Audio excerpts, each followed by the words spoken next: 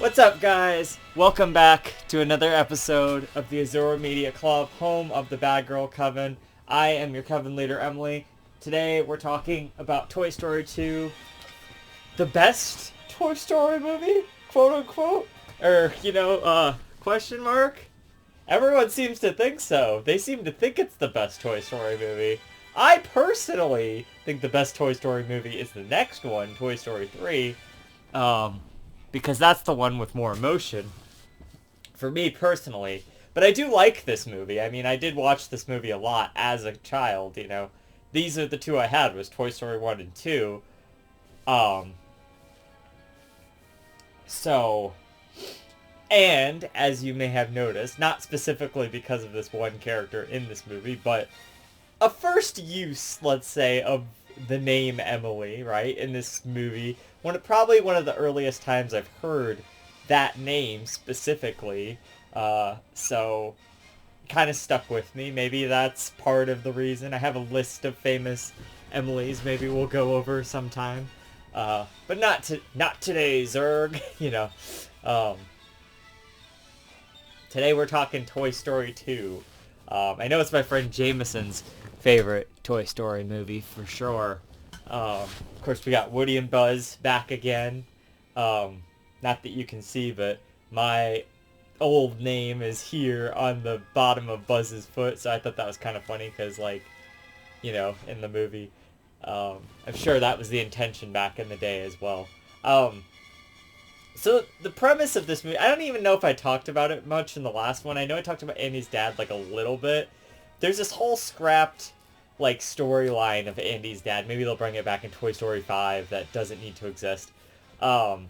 His dad was this kid, he had polio, and Woody's Roundup was this whole thing. It's this whole show.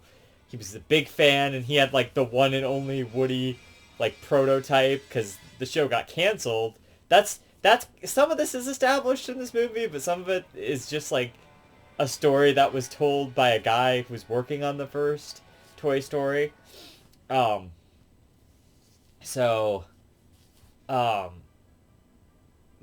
so officially, this isn't canon, but, it's pretty much kind of considered sort of canon in this day and age.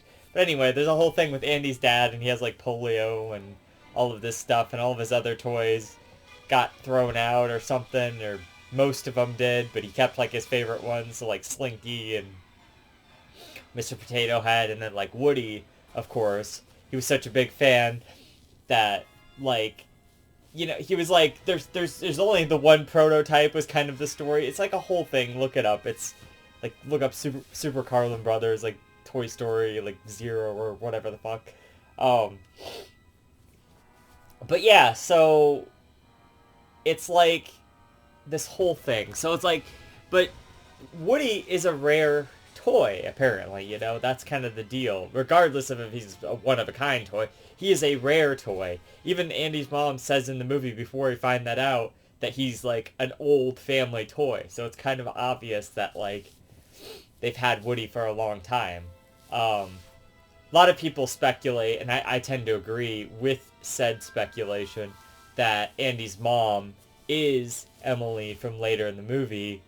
I heard somewhere she has a different name, but I mean, it's widely accepted that that's kind of the case, and that's why she has the hat that's Jessie's hat that is more of a girl's hat, I guess, would be the case, but Andy wears it, the hat Andy wears, only considered a girl's hat because Jessie's hat is the hat that Andy wears. It's where did that come from? Well, she had Jessie as a kid, and Jessie kind of found her way back. Not that Jessie would know that this is her old owner, but there's hints to that and stuff throughout the movies. So those are some interesting theories about the movie, but so the whole movie is about Woody kind of discovering that he was this big deal back in the 50s or the 60s or something, and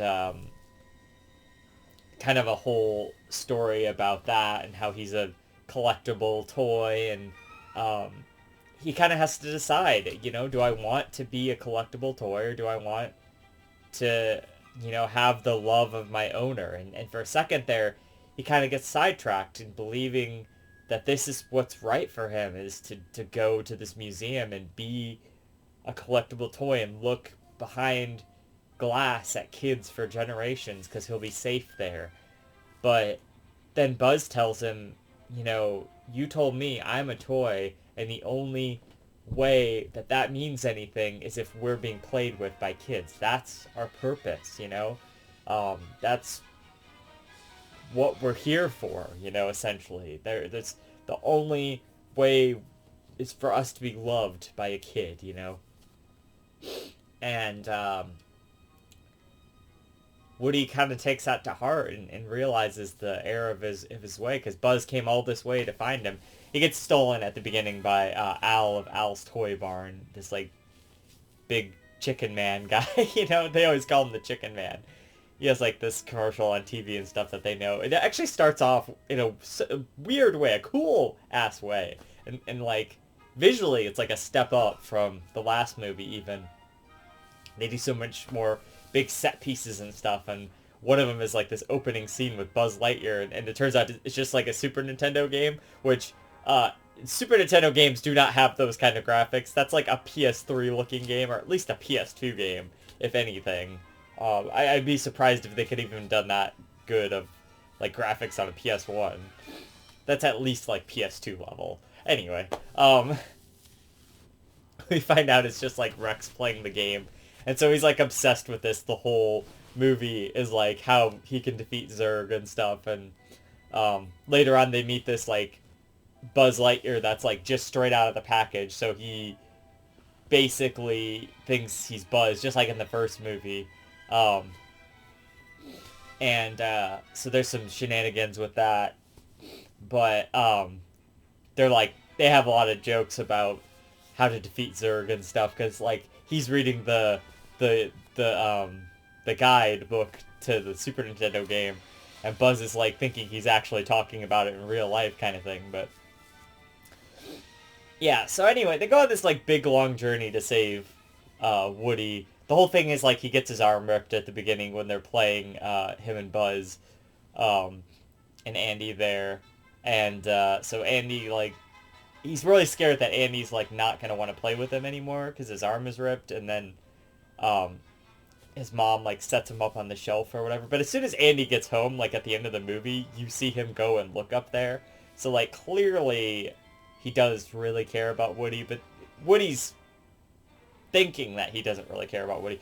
We see in the next movie that actually Woody is Andy's like favorite toy. Like despite like how much he actually plays with the other toys too, Woody was the only one he like wanted to take to college with him and stuff. It's like, wow, like it's crazy, I mean, he's had Woody the longest, and if we are to believe the whole story about his father, it is a very special. Woody is a very special toy to him, and so totally understandable for sure. A little weird at college there, but I still have mine, so I mean.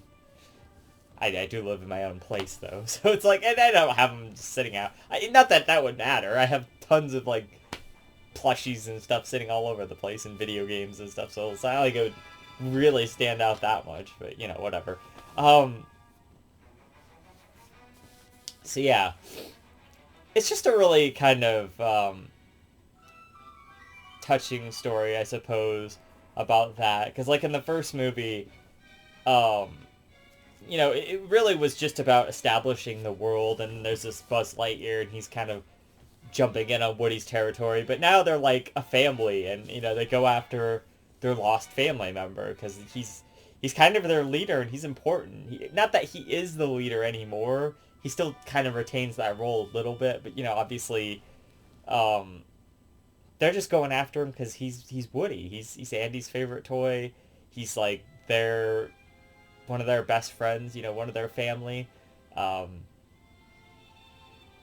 that's fun to see, like, going on an adventure kind of thing. And there's a lot of good humor in this movie, too. it really is just like an evolved version of the first one that kind of goes in a different direction, but it lays down the backstory a lot more for Woody and introduces iconically, iconically, iconic new characters like Jesse and Bullseye, who, you know, are obviously in the later movies, and Prospector, who is just the villain for this movie, you know. Um, Not quite on the level of like Hopper, I wouldn't say. He does have like a somewhat good motivation, you know, because he wants to go to the museum and last and stuff, and he was kind of like abandoned on a dime store shelf for like the longest time, and nobody would buy him, kind of thing. I assume because everyone wanted, if they were going to want one, they would want Woody or Jesse or Bullseye. Like, why would you want the Prospector? He's just like a side character. And then also, the whole thing is like the space toys took over once, um, once they kind of became less popular, and that's like why the show was canceled and stuff. It's like, why wouldn't you make the final episode of the show though? That's such bullshit. Like they would definitely at least make the final episode, right? It wouldn't be so like crazy that they wouldn't make it. Anyway, point being that yeah, so it's really about them trying to figure out the future, you know, in a sense, like it's like the Prospector says, it's like, do you really think Andy's gonna take you to college or on his honeymoon or whatever? Um, so eventually, and we see a lot of this happen in Toy Story 3, how they're kind of not necessarily abandoned, but they're not played with as much. They're not looked at as much. You know, Andy's still nostalgic for his toys, but you know, he is older now, so it's kind of a thing where he's not going to play with them every day, kind of thing. Um, and I think that's an interesting direction to take.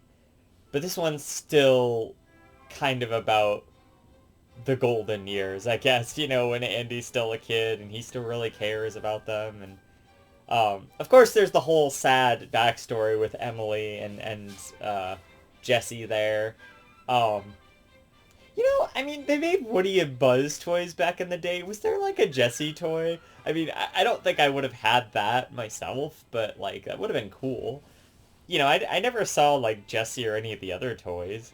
Like I had like a smaller, like maybe like, you know, tiny Bullseye, if I remember correctly, like a toy version, but like not like, you know, not like these size toys. Like I've never seen that. Of course they'd have it now, but like I just wonder if that was like a thing that was like actually popular back in the day.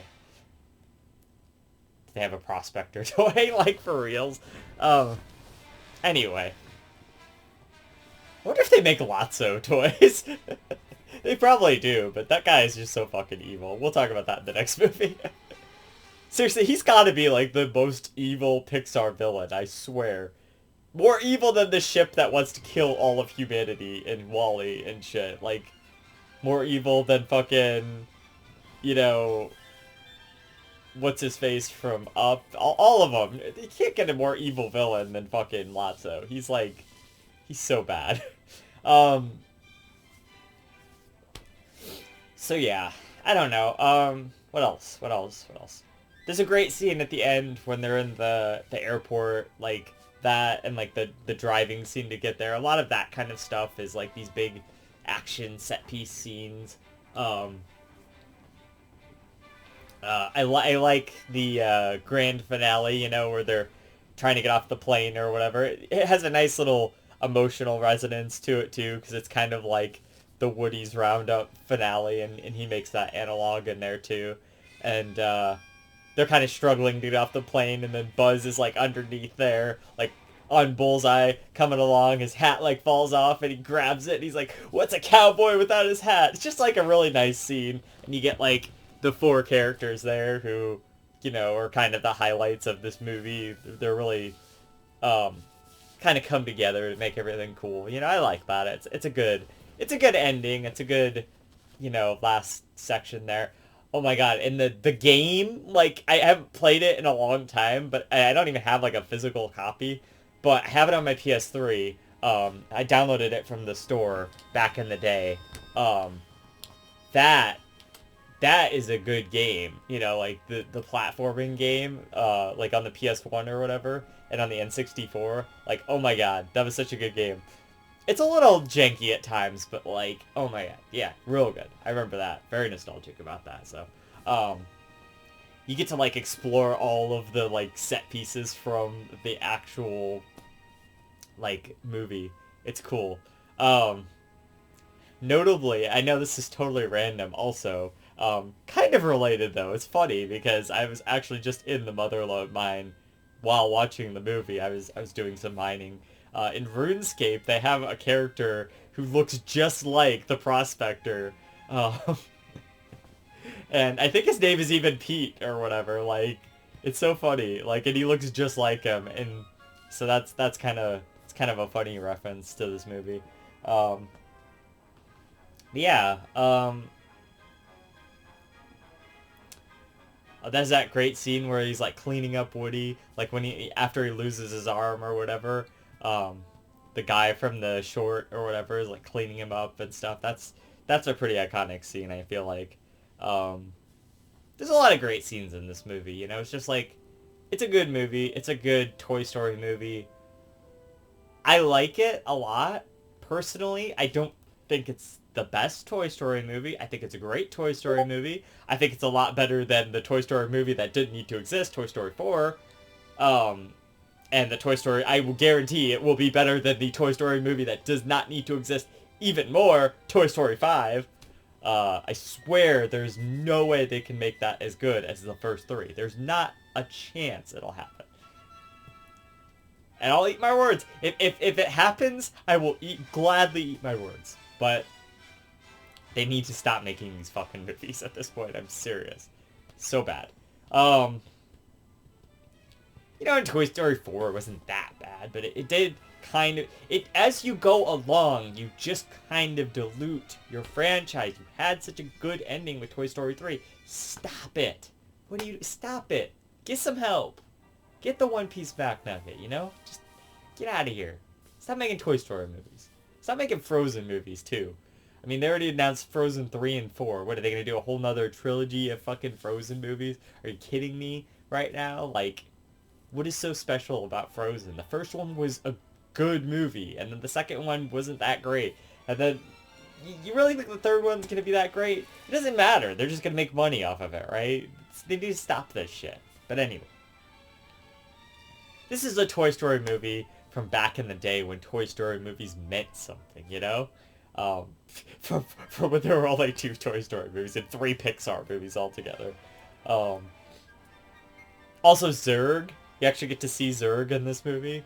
I know everyone hates Lightyear or whatever, but it's interesting, to kind of...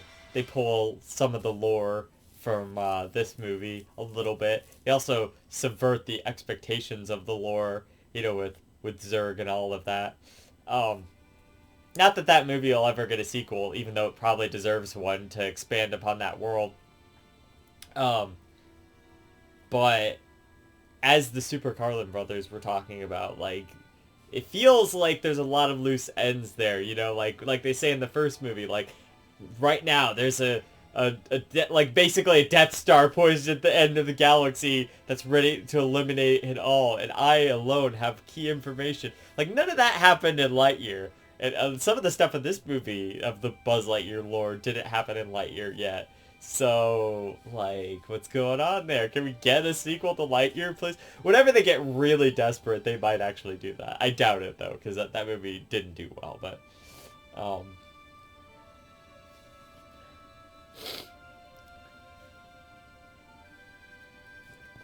yeah, I don't know. It's a great sequel to Toy Story,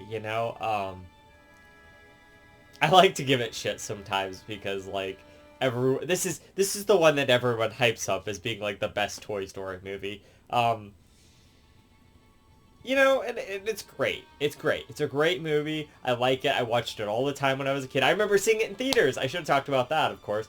I saw it in theaters with my mom, and I loved it then. I remember getting the VHS for like Christmas one year. Um, so good, you know. But you can't beat the original, and you can't beat Toy Story 3 because they're also so good, you know. So, but it's if it's not a competition, they're all great movies except for 4 and 5, and I'll already say that 5's not great because it's just gonna keep diluting the franchise. So, but at the time, Toy Story 1 and 2, that was the shit right there, you know. Um, and we're still in Pixar's good era, you know? This is the beginning. This is still when they were great. I mean, we have a whole another great movie right here, you know, that is for next time. And then the movie after that even is great. And then the movie after that even is great. And then the movie after that is still pretty good. And then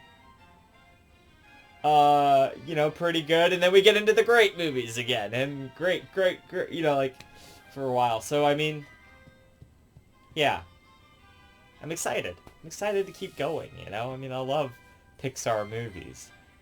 The score, again, Randy Newman, all again. Also that fucking, during the Emily scene, the song that everyone cries at or whatever, it's fucking Sarah McLachlan, the fucking, you know, bitch from the commercials about the sad pets or whatever. So, of course we all cry at it, because it's fucking bullshit. So, I don't know. You know, it's great.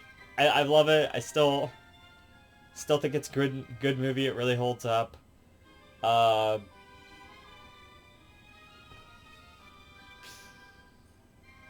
Great score, great animation, a big step up in animation. It looks a lot better. Um, the voice cast is still giving it their all. I love how they're doing the outtakes. I didn't mention it in the Bug's Life, but they did some outtakes in that one. That, you know, like, they're not actually outtakes. Like, they have to like just make those as a joke for fun, which is hilarious that they do those. Um, they don't do those for very long though. I mean, they only have a couple more of those if I remember correctly. Like this one, and then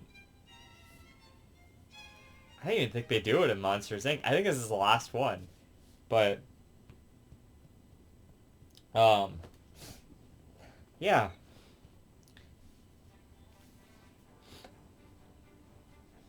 Toy Story 2. Great follow-up to the original. You know, I liked it this time. Not that I never do, but, you know, it expands on everything. It makes the world a little bit bigger. You know, you get some lore on Woody and why he's such a cool toy. Um, it was an important movie. I mean, it really was an important movie. It cemented Pixar as like this company is good, and they will continue to be good. You know, so um, not to mention it cemented Toy Story as like a franchise.